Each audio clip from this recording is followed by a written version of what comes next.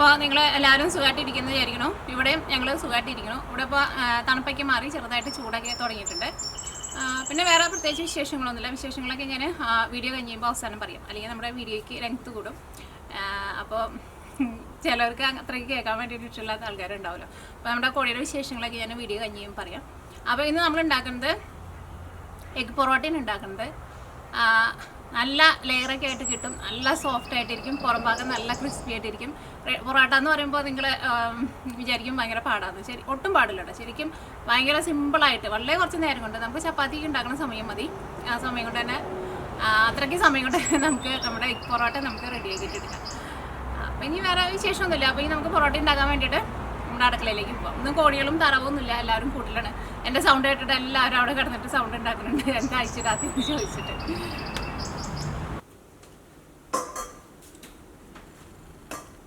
അപ്പോൾ ഇന്ന് നമ്മൾ പൊറോട്ട എഗ് റോളാണ് നമ്മൾ ഉണ്ടാക്കാൻ വേണ്ടിയിട്ട് പോകുന്നത്. അപ്പോൾ അതിലേക്കുള്ള മാവ് നമുക്ക് കുഴച്ചൊന്ന് റെഡിയാക്കിയിട്ട് വെക്കുക. കാരണം അത് കുറച്ച് നേരം നമുക്ക് റെസ്റ്റ് ചെയ്യാൻ വേണ്ടിയിട്ട് വെക്കണം. അപ്പോൾ ഞാനിവിടെ 250 ml മെഷറിംഗ് കപ്പിൽ 2 കപ്പ് മൈദപ്പൊടിയാണ് എടുക്കുന്നത്. അതിലേക്ക് നമ്മൾ എടുത്തിരുന്ന ഈ പൊടി എടുത്തിരുന്ന സെയിം കപ്പിൽ തന്നെ 1 കപ്പ് വെള്ളം ഒഴിച്ചിട്ട്, ഇളം ചൂടുള്ള വെള്ളം ഒഴിച്ചിട്ട് ഇതിലേക്ക് നമ്മൾ ആവശ്യത്തിന് ഉപ്പ് കൂടി ചേർത്തിട്ട് നമ്മൾ ചപ്പാത്തിക്ക് നമ്മൾ കുഴച്ചിട്ട് എടുക്കില്ലേ, അതേപോലെ നമുക്ക് കുഴച്ചിട്ട് എടുക്കാം.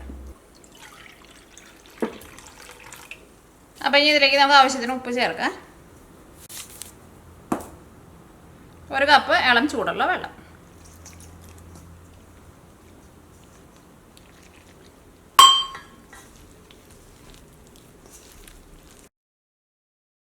അങ്ങനെ നമ്മുടെ കൈമ കൂടുതലായിട്ട് ഒട്ടിപ്പിടിക്കുന്നുണ്ടെന്ന് വെച്ചിട്ടുണ്ടെങ്കിൽ കുറച്ച് മൈദപ്പൊടിയും കൂടിയിട്ട് ഒന്ന് വെതറി കൊടുത്തിട്ട് നല്ല സോഫ്റ്റായിട്ട് ഒന്ന് കുഴച്ചിട്ടെടുക്കുക. ഞാൻ നോക്കിയേ, ഇപ്പോൾ നല്ല സോഫ്റ്റായിട്ട് നമ്മൾ കുഴച്ചെടുത്തിട്ടുണ്ട്. ഇനി ഇത് നമുക്ക് 1 മണിക്കൂർ നമുക്കൊന്ന് റെസ്റ്റ് ചെയ്യാൻ വേണ്ടിയിട്ട് വയ്ക്കാം. തുറന്ന് വയ്ക്കരുത്, മൂടി വയ്ക്കാം.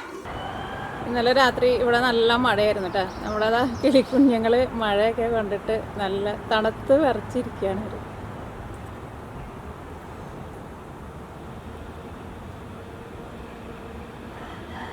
എല്ലാം മുട്ടയും വിരിഞ്ഞു കേട്ടോ.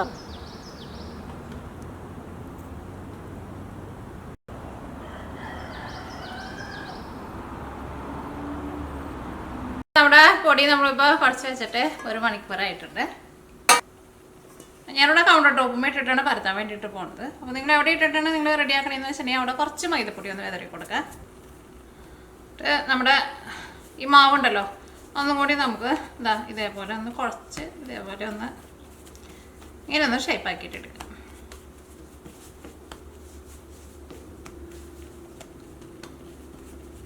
നോക്കിയ ഇത് നമ്മൾ റെസ്റ്റ് ചെയ്യാൻ വേണ്ടിയിട്ട് വെച്ചിട്ടുണ്ടായിരുന്നില്ല. അപ്പോൾ അതുകൊണ്ട് നല്ല സോഫ്റ്റായിട്ട് വന്നിട്ടുണ്ട്. റെസ്റ്റ് ചെയ്യാൻ വേണ്ടിയിട്ട് വെക്കണം, അല്ലെങ്കിൽ നമ്മളിത് പരത്തണ സമയത്തുണ്ടല്ലോ, ഇത് നമ്മളിങ്ങനെ മൈദയാണല്ലോ, നമ്മളിങ്ങനെ പരത്തുമ്പോൾ അതിങ്ങനെ ഷ്രിങ്ക് ചെയ്ത് ഇങ്ങനെ വരും. അപ്പോൾ അത് റെസ്റ്റ് ചെയ്യാൻ വേണ്ടിയിട്ട് വെച്ചാൽ മാത്രമേ നമുക്കത് അതേപോലെ പരത്താൻ വേണ്ടിയിട്ട് പറ്റുള്ളൂ. നമുക്കൊന്ന് കട്ട് ചെയ്തിട്ട് അതായത് ഇത്രയ്ക്ക് ഉള്ള പീസായിട്ട് നമുക്ക് കട്ട് ചെയ്യാം. ഇത്രയ്ക്ക് ഇത് വെച്ചിട്ട് നമുക്കൊരു 5 എണ്ണം ഉണ്ടാക്കാൻ വേണ്ടിയിട്ട് പറ്റും.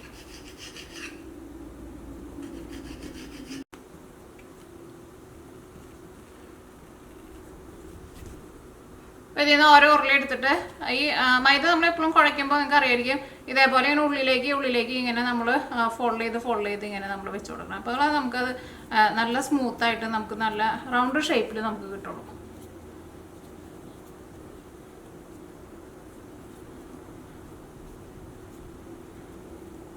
അപ്പോൾ ഇതിൻ്റെ പുറത്ത് നോക്കിക്കേ എന്ത് ഫിനിഷിങ്ങിലാണ് വന്നേക്കണേ നോക്കിക്കേ.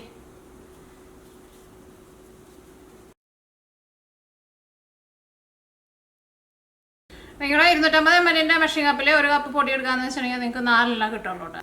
അപ്പോൾ നമ്മൾ ഗ്ലാസ്സിലല്ലേ എടുത്തത്, അപ്പോൾ അതിനകത്ത് കുറച്ചും കൂടി പൊടി കൂടുതൽ കിട്ടും. അപ്പോൾ ഇനി ഇതിൽ നിന്ന് നമുക്ക് ഓരോ ബോൾ എടുക്കുക. പൊടി ഒന്ന് വിതറി കൊടുക്കണം കേട്ടോ. ഇത് നമ്മൾ നല്ല കനം കുറച്ചിട്ട് നമ്മൾ പരത്താൻ വേണ്ടിയിട്ട് പോകണം.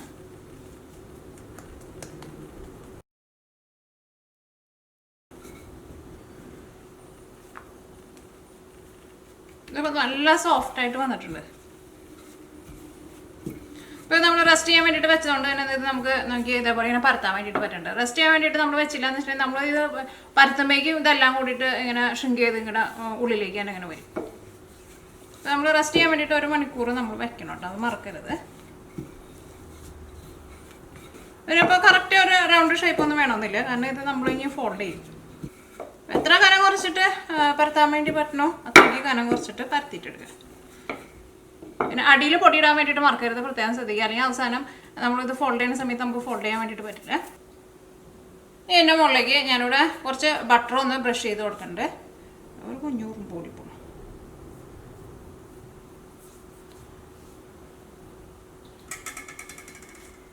ബട്ടർ അല്ലെങ്കിൽ നെയ്യായിരുന്നാലും കുഴപ്പമില്ല. ഇനി ഞാൻ ഇതിൻ്റെ മുകളിലേക്ക് കുറച്ച് നമ്മുടെ കറുത്ത ജീരകം ഉണ്ടല്ലോ, എന്നിട്ട് അതിനെ പറയുന്നത് കലോഞ്ചി, ഈ എള്ളിൻ്റെ പോലെ ഇരിക്കുന്നത്, പിന്നെ മലയാളത്തിൽ എനിക്ക് തോന്നുന്നു കരിഞ്ചീരകം എന്നാണ് പറയാൻ തോന്നുന്നു. അത് നമുക്ക് കുറച്ചൊന്ന് സ്പ്രെഡ് ചെയ്ത് കൊടുക്കാം. അത് ഉണ്ടെന്ന് വെച്ചിട്ടുണ്ടെങ്കിൽ ഇടാട്ടാ. ഇതിൻ്റെ മുകളിലേക്ക് നമുക്ക് കുറച്ച് പൊടിയൊന്ന് വിതറി കൊടുക്കുക, നമ്മുടെ മൈദപ്പൊടി ഇട്ട്.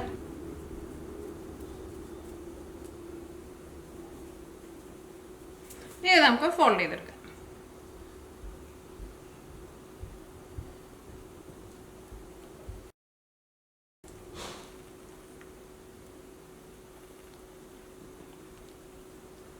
അപ്പോൾ നമ്മൾ ഫോൾഡ് ചെയ്തെടുത്തിട്ടുണ്ട്. ഇനി ഇതിനെ ഒന്ന് സ്ട്രെച്ച് ചെയ്യാം, നമുക്ക് ഒന്ന് വലിച്ചു കൊടുക്കുക.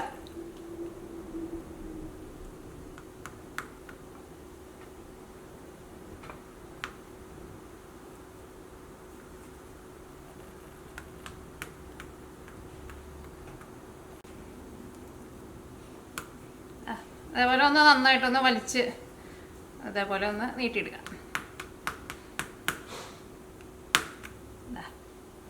മുകളിൽ ഒന്നും കൂടി കൈ വെച്ചിട്ട് ഒന്ന് പരത്താം.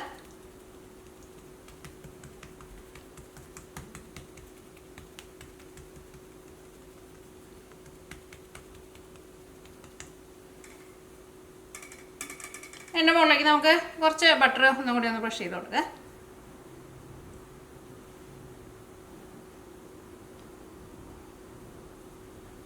ഇതിൻ്റെ മുകളിലേക്ക് കുറച്ചും കൂടി പൊടി ഒന്ന് വിതറി കൊടുക്കുക. നമ്മൾ നേരത്തെ ചെയ്ത പോലെ തന്നെ നമ്മൾ ഫോൾഡ് ചെയ്യാൻ പോണതിന് മുമ്പ് നമ്മൾ ബട്ടർ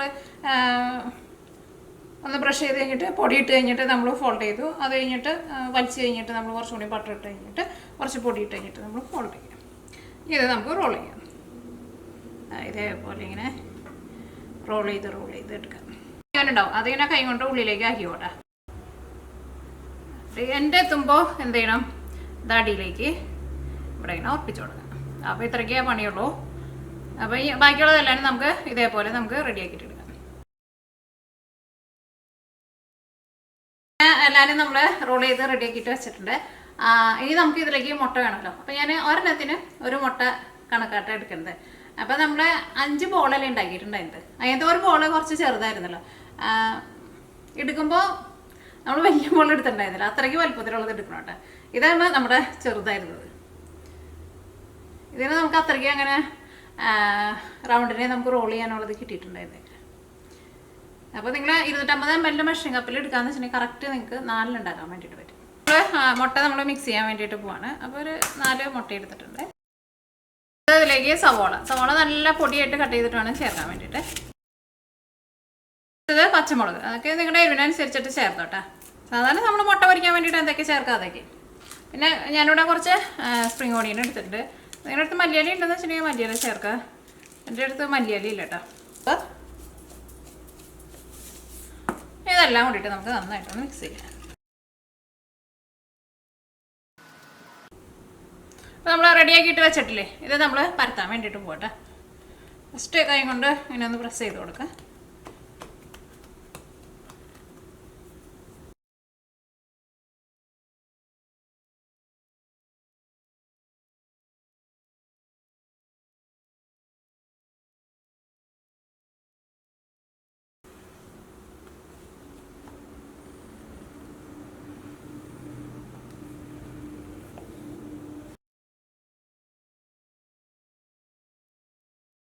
ഞാൻ നമ്മുടെ എഗ് പൊറോട്ട നമ്മൾ റെഡിയാക്കാൻ വേണ്ടിയിട്ട് പോകണം. അപ്പോൾ നമ്മുടെ പാൻ നന്നായിട്ട് ചൂടായിട്ടുണ്ട്. ഇതിലേക്ക് ഞാനിവിടെ കുറച്ച് ബട്ടർ ഇട്ടിട്ടുണ്ട്. പരത്തി വെച്ചിരിക്കണം നമ്മുടെ പൊറോട്ടയിട്ടാണ്.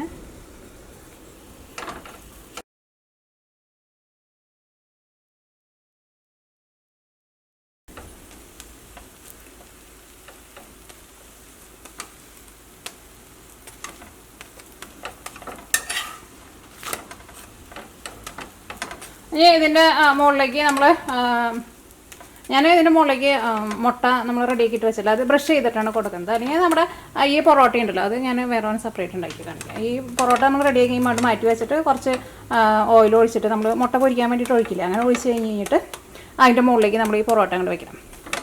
അങ്ങനെ വേണമെന്ന് വെച്ചാൽ അങ്ങനെ ഇട്ടിട്ട് അപ്പോൾ അത് നന്നായിട്ട് മൊരിഞ്ഞ് വന്നിട്ടുണ്ട്. ഞാൻ ഇതിൻ്റെ മുകളിലേക്ക് ഒരു ഇച്ചിരി ബട്ടറും തൂത്ത് കൊടുക്കുന്നുണ്ട്. കാരണം ഇതിലേക്ക് നമ്മളിനി മുട്ട ബ്രഷ് ചെയ്യാൻ വേണ്ടിയിട്ട് പോകാം. അപ്പോൾ ഇനി അടുത്തത് നമ്മൾ റെഡിയാക്കാണ്.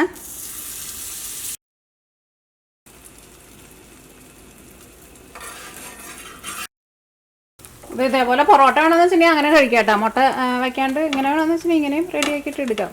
ഇത് നമ്മുടെ പൊറോട്ടയുടെ പോലെ നമുക്ക് കഴിക്കാം. ഇതൊന്ന് അടിച്ചെടുത്തിട്ടുണ്ടെന്ന് വെച്ചിട്ടുണ്ടെങ്കിൽ നല്ല സോഫ്റ്റായിട്ട് നല്ല ലെയറായിട്ട് തിരിഞ്ഞ് കിട്ടും നമുക്ക്.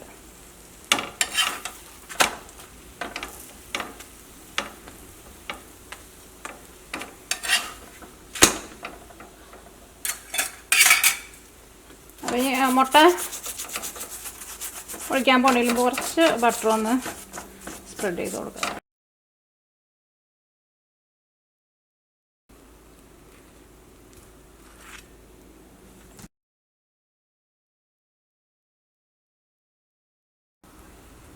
അപ്പോൾ ഇതിൻ്റെ മുകളിലേക്ക് ഞാൻ കുറച്ച് നമ്മുടെ സ്പ്രിംഗ് ഓണിയനായിട്ട് കട്ട് ചെയ്തിട്ടുണ്ടേ.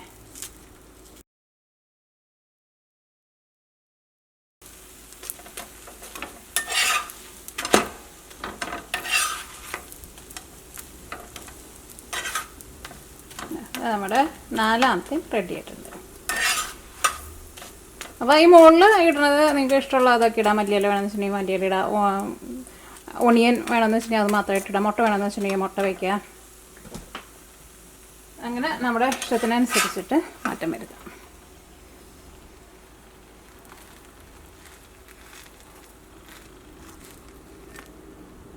പൊറോട്ട റെഡി ആയിട്ടുണ്ട്. അപ്പോൾ ഞാൻ 2 ഞാൻ മുട്ട വെച്ചിട്ടുണ്ടാക്കി, 2 ഞാൻ മുട്ടയിലാണ്ടാണ് റെഡിയാക്കിയിട്ട് എടുത്തത്. അതാ നോക്കിക്കുക എന്ത് സോഫ്റ്റായിട്ട് ഇരിക്കാമെന്നറിയോ. എന്നാൽ റെഡിയാക്കിയിട്ട് എടുക്കാനാണെങ്കിലും നല്ല എളുപ്പമാണ്. നമ്മൾ കടയിൽ നിന്നൊക്കെ പോയിട്ട് വാങ്ങിച്ച് കഴിക്കുന്നതിനേക്കാളും നല്ല ടേസ്റ്റ് ആയിരിക്കും നമ്മൾ ഇതേപോലെ ഇങ്ങനെ വീട്ടിൽ റെഡിയാക്കിയിട്ട് എടുക്കുമ്പോൾ. ഇതിൻ്റെ ഉള്ളിലേക്ക് ആയിരുന്നാലും നോക്കിക്കേ, ഇവിടെ പൊറോട്ടയുടെ പോലെ തന്നെ നല്ല ലെയറൊക്കെ ആയിട്ട് നന്നായിട്ട് തിരിഞ്ഞ് വന്നിട്ട് നല്ല സോഫ്റ്റായിട്ടിരിക്കുക.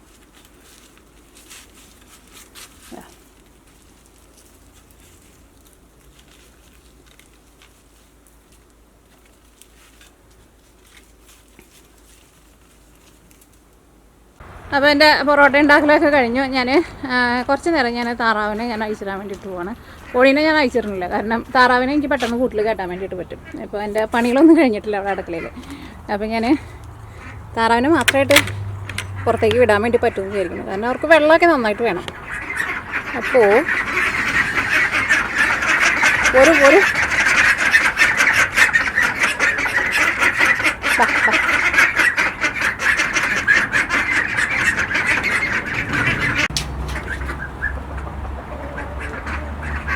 അപ്പോൾ നമ്മൾ ചാത്തൻകോഴി ഇറങ്ങിയിട്ടുണ്ട്. യൂ ആരും ഇറങ്ങില്ല, ചാത്തൻകോഴി ഇറങ്ങിയാലും കുഴപ്പമില്ല, അതിനെ ചെറുക്കാൻ എന്തായിരുന്നാലും പിടിക്കില്ല.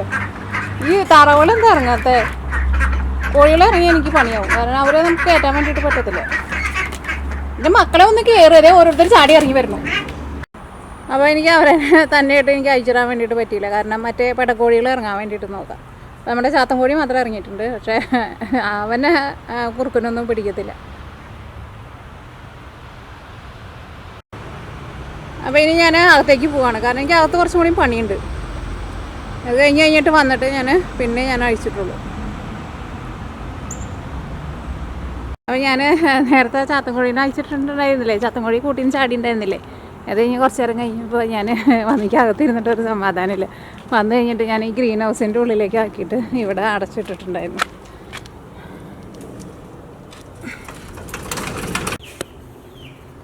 ആൾ അവിടെ നിൽക്കുന്നുണ്ട്. ഇറങ്ങ് എല്ലാവരും, എവിടെ പോയി എല്ലാവരും?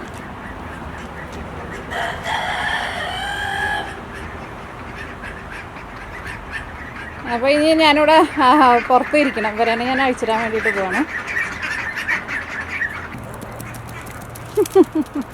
ചാത്തൻകോഴി കുറേ നേരം പുറത്തായിരുന്നല്ലോ. അതിനെ കണ്ടു കഴിയുമ്പോൾ ഭയങ്കര സന്തോഷം. ഇവരെ കാണാണ്ട് അത് ഭയങ്കര വിഷമിച്ചിരിക്കുകയായിരുന്നു നമ്മുടെ ചാത്തൻകോഴി.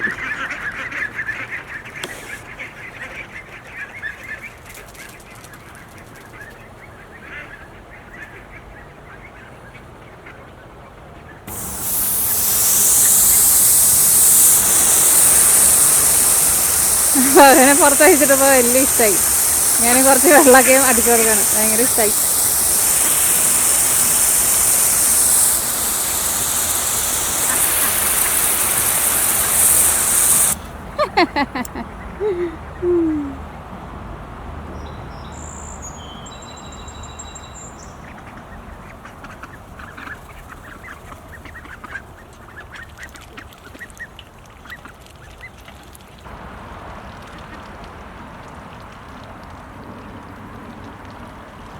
ഇവിടെ കുറച്ച് കഴിഞ്ഞിട്ടുണ്ടെന്ന് വെച്ചിട്ടുണ്ടെങ്കിൽ നല്ല മഴ പറഞ്ഞിട്ടുണ്ട്.